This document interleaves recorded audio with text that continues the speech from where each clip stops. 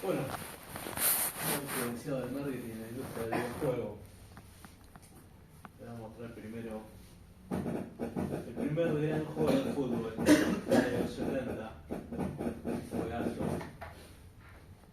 Y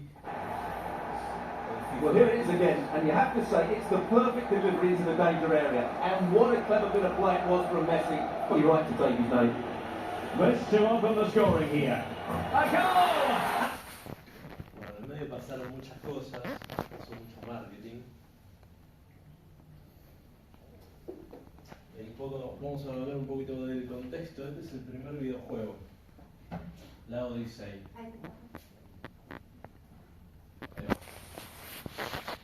Un juego que yo digo es un juego sucio porque si bien Ralph Baer fue el inventor, un técnico que no sabía de marketing, no sabía lo que tenía entre manos cuando lo creó, lo expuso en una exposición privada donde se coló Roger Bushnell, que es el que después fue el director de Atari. Pudo ver el juego, contrató a un ingeniero por $500 para copiar el juego de Baer, y finalmente hizo su propia versión, que se llamó Pong, que fue el Big Bang del videojuego de tenis. O sea que la primera fue, digamos, una idea plagiada por alguien que no fue programador, sino que sabía de marketing, y se convirtió, digamos, en ese gran Big Bang de videojuegos. Atari después continuó con el desarrollo. Después vino Missile Command, un juego donde estás en una base californiana defendiéndola del lanzamiento de misiles intercontinentales lanzados por la Unión Soviética. Se dice que los mejores juegos son los juegos basados en la supervivencia, que es apelar al instinto básico del hombre, que es un deseo más fuerte que el sexo, las riquezas o, digamos, la búsqueda de saciar el hambre. Aún así, este tipo de juego, que estaba diseñado para jugar unos 5 minutos por cada ficha de $0.25, empezaron a bajar las ganancias porque los jugadores habían empezado a sumar habilidades, habían empezado a jugar mejor, y en vez de tardar 5 minutos, 10 minutos, hubo casos de gente que ha llegado a demorar unas 56 horas, ¿sí? Eso fue, digamos, bajando las ganancias, y ahí se dieron cuenta que la consola funcionaba bien, los controles, todo funcionaba bárbaro. Lo que había fallado era el software, los jugadores habían vencido el software. Así que intervinieron los ingenieros para sumarle más dificultad, y de esa manera empezaron a subir las ganancias. Encontraron una solución los ingenieros a un problema de comercialización. Atari se volvió la empresa más rentable de todo el mundo en ese momento. Estuvo, digamos, en la cima de la industria. O sea, Atari sentó las bases de la industria. De la nada fundaron la industria de los videojuegos en América. Pero no las muchos vendió a la empresa Warner para buscar financiamiento. La vendió por $28 millones, un buen número teniendo en cuenta que empezó con $500. Y perdió el control de la compañía, y Warner empezó a manejar la empresa como una empresa juguetera, como el marketing de una empresa juguetera y no como lo que era una empresa de videojuegos. Compró los derechos de la película E.T., una película que en ese momento estaba en la cima de la popularidad, y no se les ocurrió mejor idea que adelantar el lanzamiento del producto. Adelantando todo, un producto de calidad necesita mucho tiempo de programación. Contrataron a unos programadores y le dieron solamente 5 semanas para hacer el juego. Lo probó Steven Spielberg, no le gustó, aún así por una cuestión de dinero dio la aprobación, y lanzaron este juego al mercado con una bajísima calidad. Los críticos dijeron que era confuso, era enloquecedor. Y esa política de cantidad sobre calidad hizo que la gente perdiera el interés, que ya no quisiera saber nada con los videojuegos. Por eso digo que la creatividad se ve muy perjudicada cuando la búsqueda de riqueza se vuelve desmedida. Finalmente todos los juegos los enterraron en Nuevo México y quebró Atari en lo que se conoce como el invierno nuclear, digamos, de la industria. O sea, Atari, que fue la empresa responsable del nacimiento de la industria, también era responsable de matarla. Mientras tanto, en Japón empezó la fiebre también de Space Invader, ¿sí? Un videojuego que también es para sobrevivir, en este caso de hordas alienígenas. Una de las particularidades de este juego es que causó una noticia que llevó al otro lado del mundo de una crisis de monedas, ¿sí? Las monedas de 100 yen que se usaban en los arcades, se dice que hubo una pérdida de monedas porque todas las monedas estaban yendo para los arcades. Algo que es muy difícil, digamos, que suceda, pero causó, digamos, esta noticia, que bueno, el dinero tiende a circular. Pero, digamos que esto fue un poco publicidad indirecta, una noticia sensacionalista, pero generó conversación del juego y sirvió como publicidad. Nintendo, que fue la responsable de resucitar la industria, son también una empresa japonesa, una empresa que en un primer momento vendía cartas, las cartas Hanafuda, cartas tradicionales, pero Yamauchi, que es el director, el dueño, digamos, de Nintendo, vio que el mundo iba evolucionando y dijo, bueno, también vamos a tener que cambiar la política de la empresa porque están bajando las ventas y así como cambia el mundo tenemos que cambiar nosotros. Y empezó a buscar nuevas unidades de negocio, taxis, hoteles del amor, le llaman en Japón, donde bueno, no falta nada. Pero finalmente Yamauchi encontró uno de sus ingenieros jugando en tiempo laboral, en una de sus inspecciones sorpresas, jugando con un juguete que él mismo había inventado, que después lo comercializaron como Ultra Han, ¿sí? Que fue un éxito y bueno, Yamauchi dijo, bueno, vamos por este lado, por lo que es industria del entretenimiento, juguetes electrónicos, que después fue evolucionando a videojuegos, ¿sí?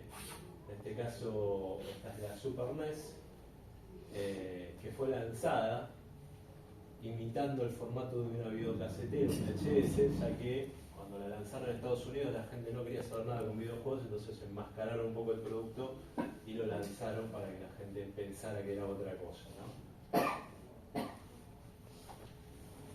No es Nintendo en América. Vamos a ver un... Trae algo que me da más miedo que la cocaína. Se llama Nintendo. Robin Williams, bueno, descubrió en Nintendo una fuente de entretenimiento bastante potente y consiguieron fidelizarlo muchísimo a él como a tantos, tanto que él a su hija la llamó Zelda, un personaje de Miyamoto, un personaje de videojuegos, y ella ya nació ligada como embajadora del videojuego, de hecho hasta hoy en día juega en línea y participa de eventos y demás. Cuando una empresa hace las cosas bien consigue fidelizar a los consumidores. Surgió un competidor también, una empresa japonesa, pero fundada por exmilitares norteamericanos, ¿sí? Se llama Service Game, Service es por la milicia, ¿no? En un primer momento solamente atendían a las bases americanas de la milicia y después quedó, bueno, Sega como el nombre total de la empresa, aunque después se vendió y quedó solamente como empresa japonesa, líderes japoneses.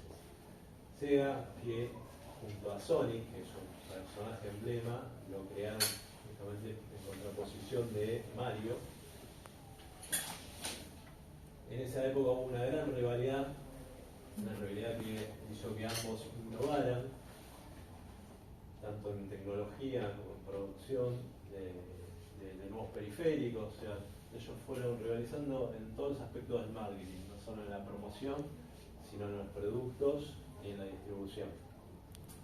Dentro de las promociones podemos ver acá lo vemos a Diego jugando con la camiseta de Nintendo. cuando se enteraron los de Sega que esto iba a suceder, pusieron publicidades de Sega en el mismo partido donde uno podía ver tanto el sponsor de Nintendo en las camisetas como la publicidad de Sega. Eso lo llevaron a todos lados.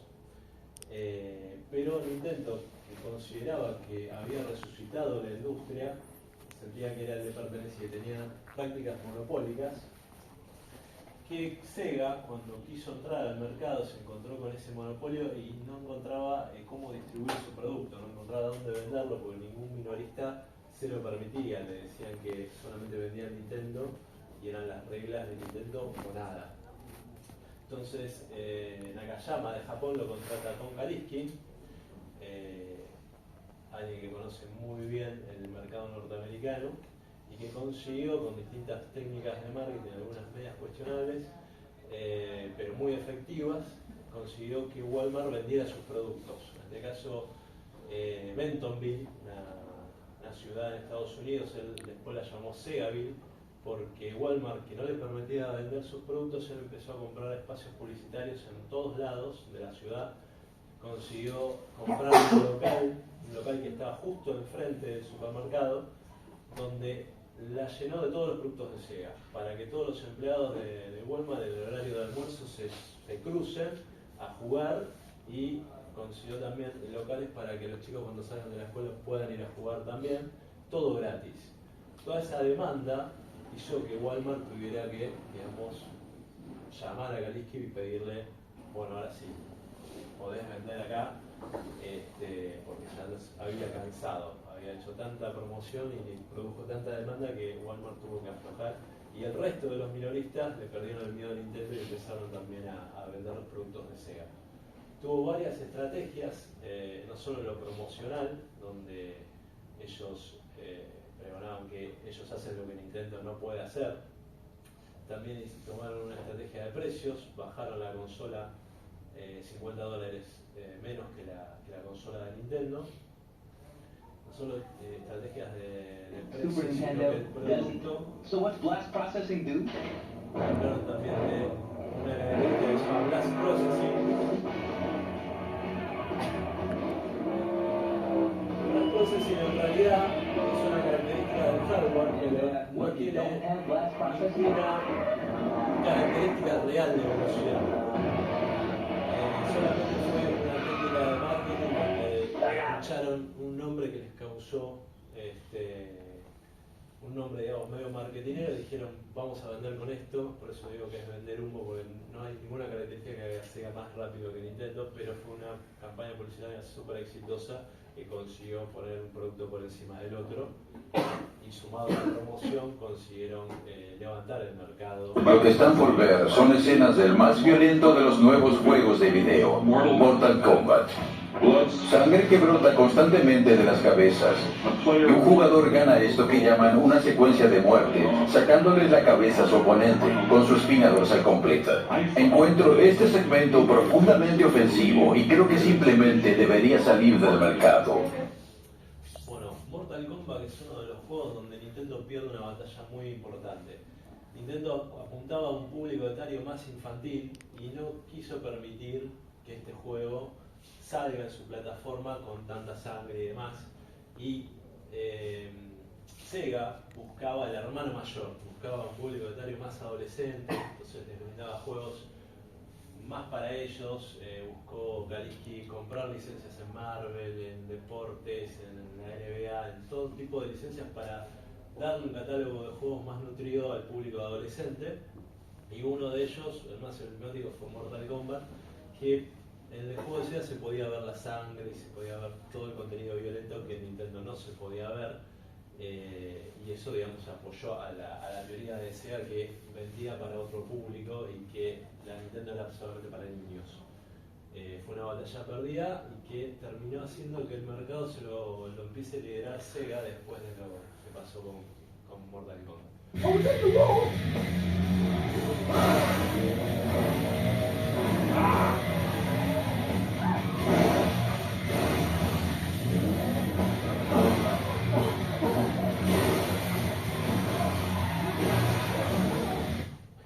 Este tipo de juegos muy violentos, como en este caso caso de Carmageddon, es un juego donde obtenés puntos atropellando gente, más puntos si atropellás una embarazada, menos puntos si atropellás a una viejita.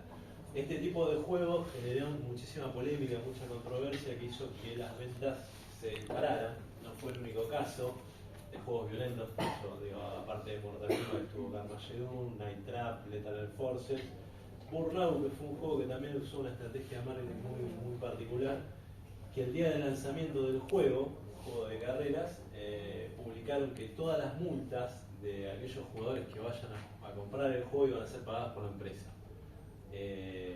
Generó un lío bárbaro, todos los diarios publicaron de que iba a haber accidentes, que la empresa estaba fomentando que los jugadores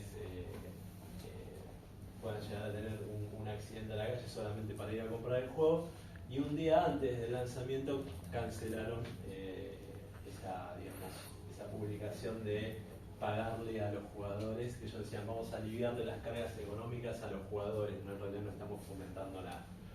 Pero el daño ya estaba hecho, ya habían hecho, digamos, la publicación y ya el juego se había hecho bastante famoso. Otro caso de publicidad indirecta fue el de Saddam Hussein y la PlayStation, un caso muy particular donde se ha publicado en todo el planeta que Saddam Hussein compró 4.000 consolas de PlayStation, supuestamente porque el procesador era tan potente que conectándolas en paralelo conseguían procesar datos para el lanzamiento de cohetes intercontinentales, algo que es muy comprobable, pero causó mucha controversia y se habló muchísimo de la PlayStation, teniendo en cuenta que el hardware era muy bueno. Sí, es cierto que lanzaron una sonda, la NASA lanzó una sonda con un procesador de PlayStation, o sea que realmente tiene un hardware bastante bueno, pero como reflexión mía, pienso que también fue una fake news como para ponderar el hardware de la PlayStation. La PlayStation, que fue, digamos, creada, como digo yo, creada en base a desplantes que tuvo Sony de parte de Nintendo y de parte de Sega.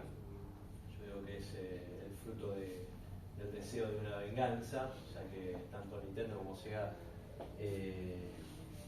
los abandonaron en el altar, porque habían hecho acuerdos comerciales, pero finalmente se cayeron porque aunque no podía ser un socio comercial que no tuviese experiencia en los videojuegos.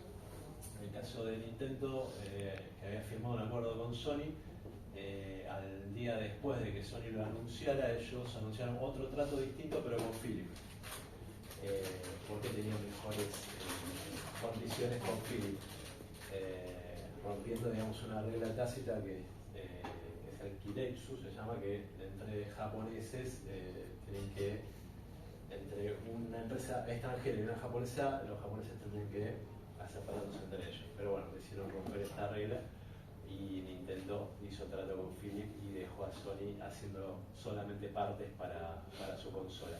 Más adelante pasó algo parecido con Sega, que también los dejaron humillados, rompieron los contratos y los dejaron sin nada. Y finalmente el creador, el padre de la PlayStation, Ken Kutaragi, apeló, digamos, a la sed de venganza de los directivos de Sony para hacer la consola, y finalmente se hizo realidad. Se dice que la consola, la PlayStation 1, tenía un costo aproximado de $700, una consola que tenía de todo, un hardware muy superior en la época, donde veníamos de 2 dimensiones, pasamos a 3 dimensiones, que fue un cambio brutal para la época. Tenían publicidades realmente muy llamativas, muy agresivas también, igual que Sega. Y algo muy especial fue cómo plantearon el producto en ese momento. En ese momento veníamos de cartuchos que tenían un montón de componentes de resistencia, RAM y demás, que tenían muchas desventajas, si bien muy poquitas ventajas, que era el periodo de carga, la transportabilidad que tenían, pero eran difíciles de fabricar, muy pocos tenían los semiconductores, y Sony había inventado el compact disc, así que ellos tenían todas las licencias y es mucho más barato y tiene la ventaja de que tiene 4 veces más espacio que cualquier cartucho. Esto les permitió poder tener demos de demostración para que los jugadores puedan probar al menos algunos niveles del juego y después poderlos comprar.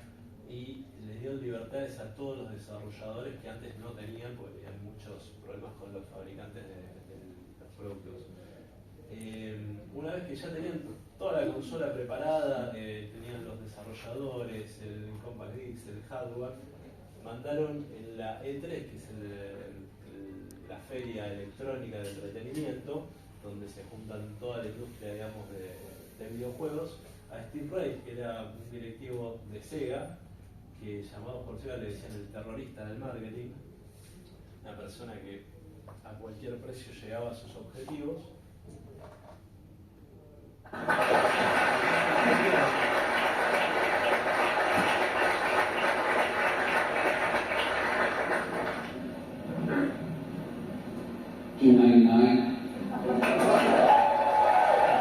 Fue el discurso más corto de todas las tres, que solamente dijo $299. $299, una consola que se dice que salía más de 700.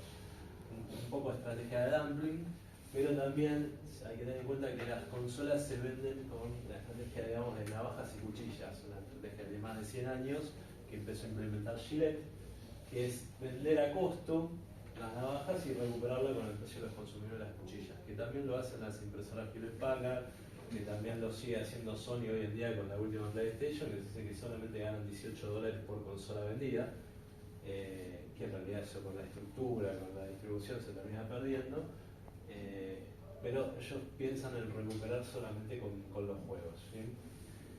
Después de que lanzaron la PlayStation se vino, digamos, el Sonic terminó hiriendo a un policía en descanso y causó heridas menores a una joven mujer y a su hija de 10 años. Sonic the Hedgehog tenía muchos globos en esa época y a Steve Reich le gustaba pincharlos. ¿Sí? La gente de Sony pinchaba globos. Le pedían por favor que paren con ese tipo de estrategias, pero bueno, la gente de Sony no era medio agresiva con el tema de romper cosas.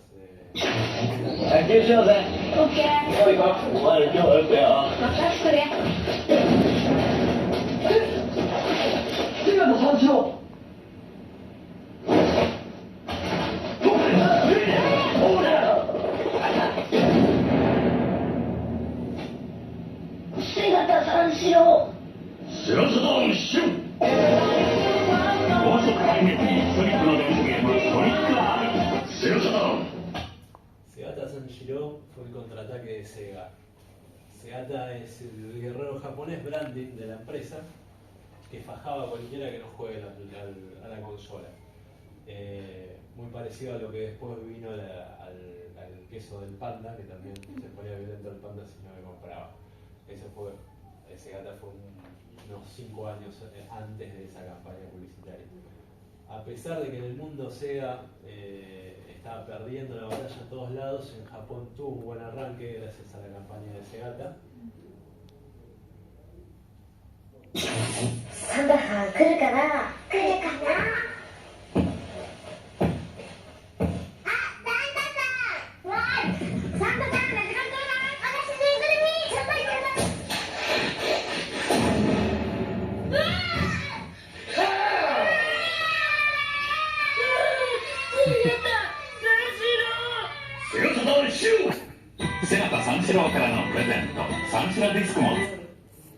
Sí, al crack del marketing de Japón que se le ocurrió que guerrero japonés amenace a los chicos para que puedan ver, la verdad que salió perfecto porque vendieron muchísimos Sega Saturn en Japón, pero bueno, ni siquiera Segata pudo con la PlayStation.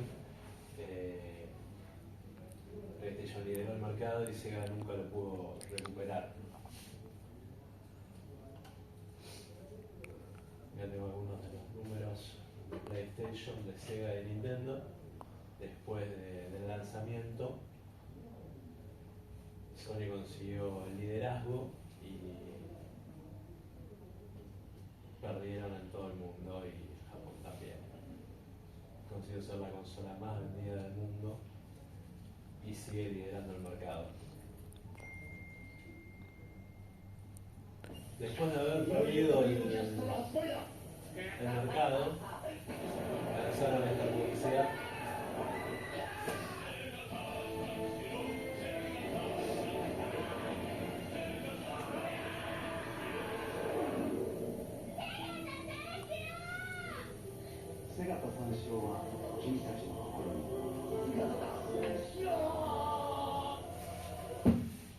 Mandaron lo que se llama el manifiesto del futuro, que es una manera de decir que ellos abandonan el mercado del videojuego, y después lanzaron esta publicidad donde Segata se sacrifica por la empresa después de un ataque de una compañía competidora, y nunca más apareció Segata.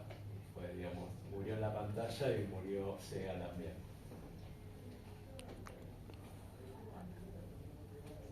Bueno, algo que está sucediendo más allá de Matías, sí, vos sabés que ya te fuiste, vas a llegar casi a la media hora.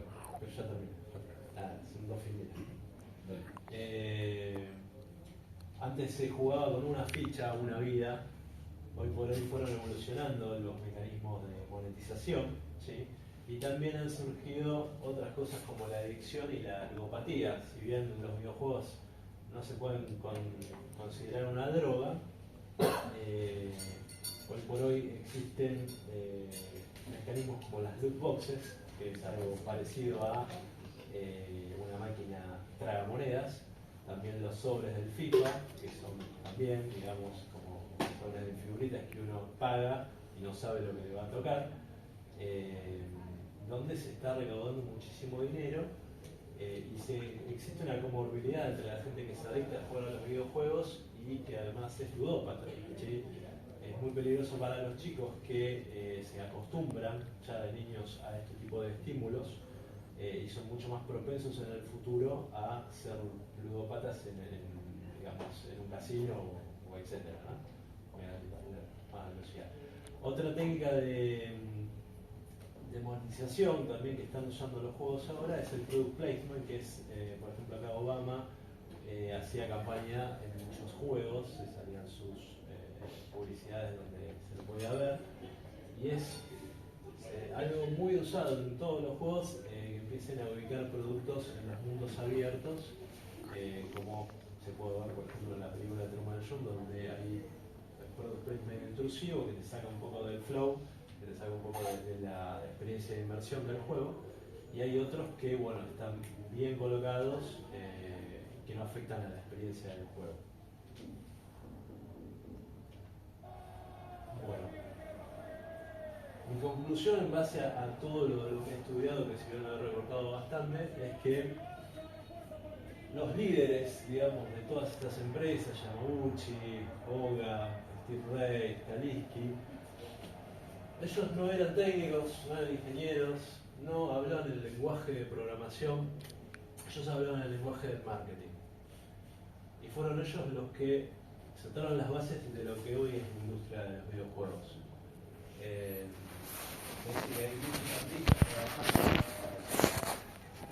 suceda todo esto, pero realmente la gente que se encarga del marketing hace que los juegos realmente sean éxitos o fracasos. Depende de la promoción de los juegos, depende del producto, de ser un producto que tenga buenos desarrolladores, que puedan tener buenos acuerdos comerciales con los desarrolladores, que consigan, en el caso de la PlayStation, un avance tecnológico como eran los CDs, que hoy en día ya son las memorias flash, que consigan una buena distribución, como hizo Sega para romper el monopolio que tenía Nintendo en Estados Unidos. O sea, las 4P del marketing están desde el principio de la historia de los videojuegos y sigue avanzando, porque es una industria relativamente joven, es una industria que sigue evolucionando y que va a seguir evolucionando gracias al marketing, que fue impulsando la rivalidad que tuvieron estas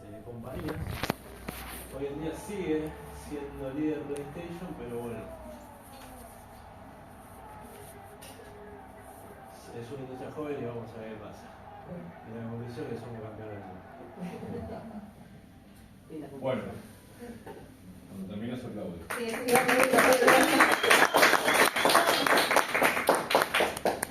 Bueno, Matías, algunos comentarios. Primero, más importante, ¿cuál es tu tema? El marketing en la industria de los videojuegos, cómo fue evolucionando, es un estudio de caso, cómo en realidad el marketing hizo que una empresa que empezó, digamos, de una persona que fue a robar una idea en una exposición electrónica, generaron una industria como es hoy. Y que todas esas estrategias de hacer un producto innovador, competitivo, de las estrategias de la promoción para ponerse encima de la competencia, la distribución y unas estrategias de precio pueden hacer que una empresa sea líder y que pueda sacar del mercado y destronar al anterior.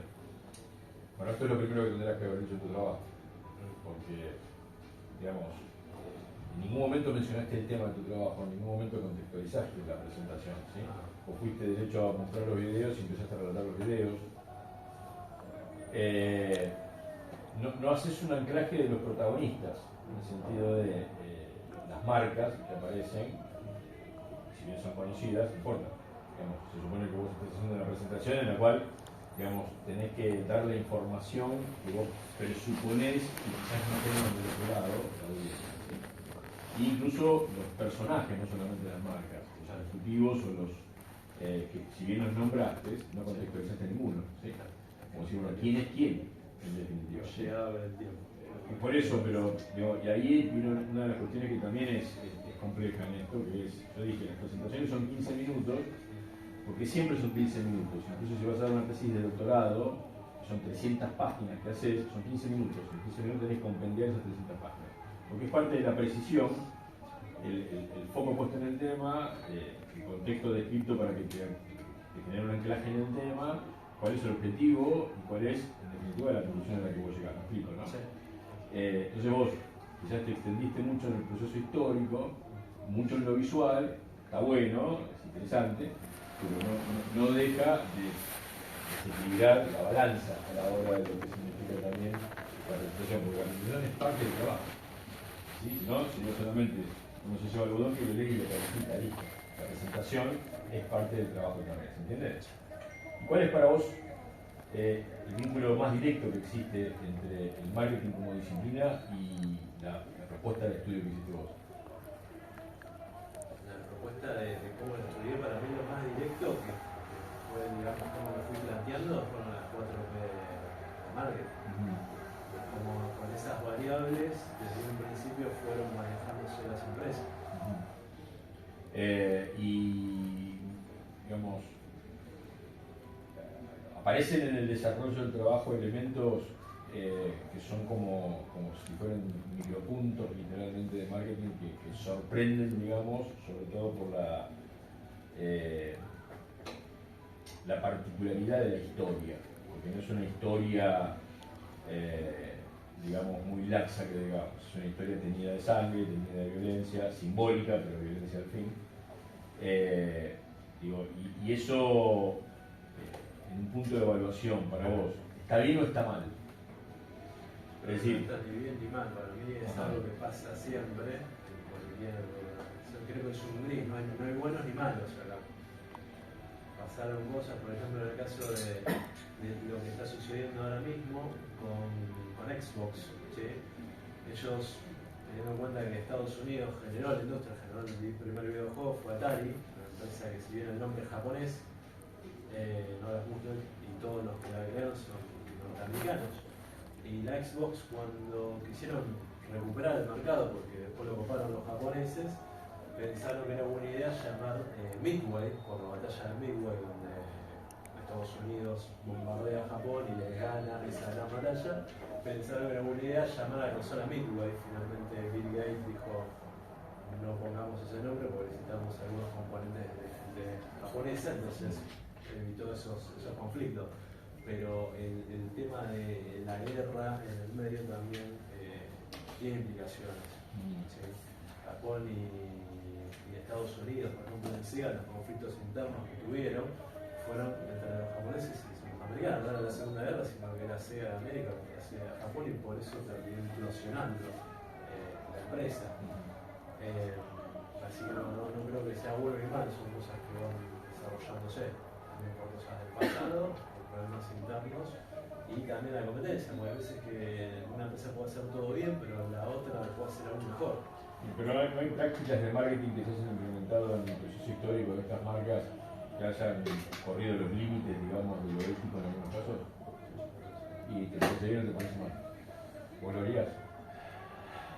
Y en el caso de Steve Reich, que se lo llama así el terrorista del marketing, porque no tenía ningún escrúpulo para ganar, él quería ganar a cualquier precio. Si había que robar una idea, se robaba, si había que patentar una idea que habían visto en la competencia, la patentaba antes y lo hacía. El límite, digamos, de lo ético depende también de los tiempos, de la sociedad. La verdad que Sería vidrioso para vos. no sé si vale todo, pero No, le dije vale todo, vidrioso. Vidrioso, no vale todo. Totalmente vidrioso. sí, habría que verlo. Yo, como diré, si estuviese como directivo y para tomar alguna estrategia, como tuvieron muchas que rozaban con lo ilegal, como en el caso de Las Vegas, que le fueron y le pincharon todos los globos, que le cambiaron todas las servilletas de Las Vegas, que son todos de PlayStation, ese tipo de cosas, no las veo tan mal. Plagiar ideas por ahí las veo un poco al límite, ¿no? Pero bueno, después la historia la escriben los vencedores. Bueno, Matías. Después que terminen de dar todo.